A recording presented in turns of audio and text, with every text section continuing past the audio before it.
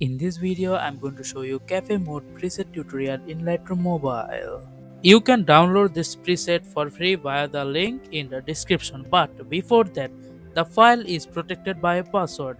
If you want to know what the password is, you have to watch the full video. The password is given in the video. Okay, let's start the tutorial.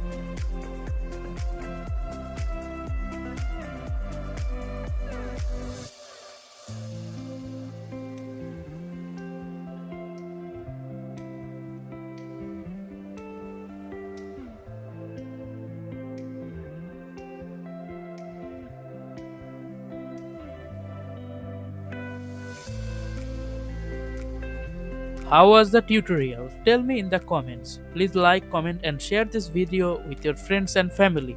Also, please subscribe and don't forget to click the bell icon for more videos.